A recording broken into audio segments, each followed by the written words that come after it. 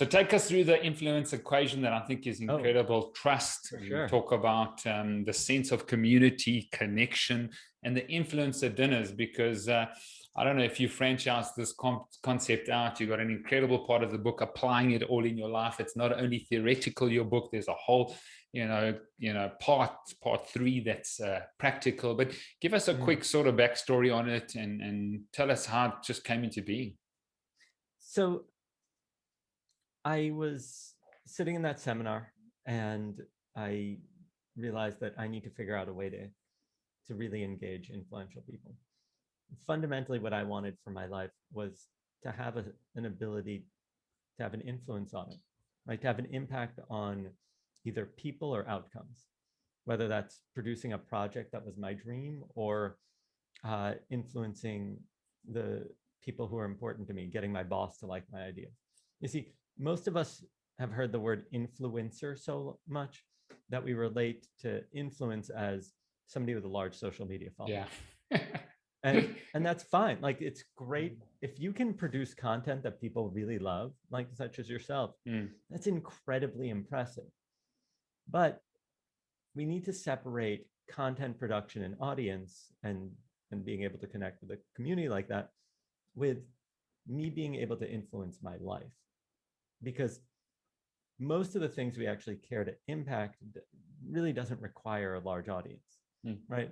If you want to get your kid to eat healthy, you don't need 1 million followers. Like, it would be weird if that's the relationship. Yeah.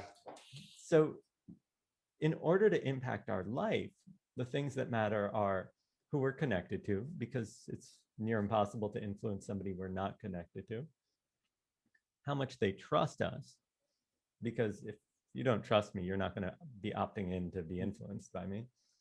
And then the third characteristic is the sense of community that we share. And the reason I emphasize this is that if that obesity study showed us anything, it's that everything spreads from person to person. And the more tightly knit the community is, the faster things spread. So if I'm part of a community, I have a higher chance of having an idea spread or my impact grow than if I'm by myself. And so if we can really become masterful at connecting with anybody, building trust quickly, and giving them a sense of belonging, really the only limitation on your influence is then what you want to use it for.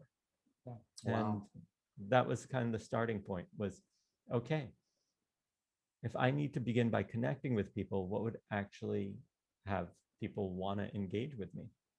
What would have the CEO of a major company or the editor-in-chief of a magazine want to connect with me? And I think the biggest mistake we make is people like, okay, we need to get their attention.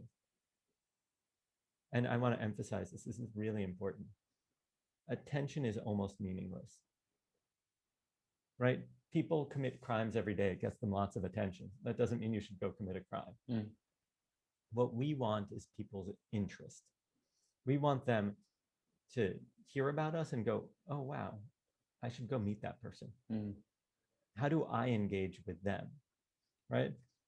Otherwise, it's me going out all the time, which is fine, but it's just a much harder task.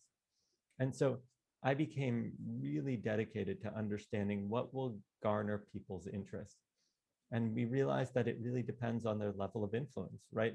What has Oprah or Richard Branson engage is going to be very different than the CMO of a major tech company or a community leader like a coach or even a religious leader. And so we looked at the science and saw what are their social pressures and how do we break them down. And then with that, we were able to kind of create different activities and experiences.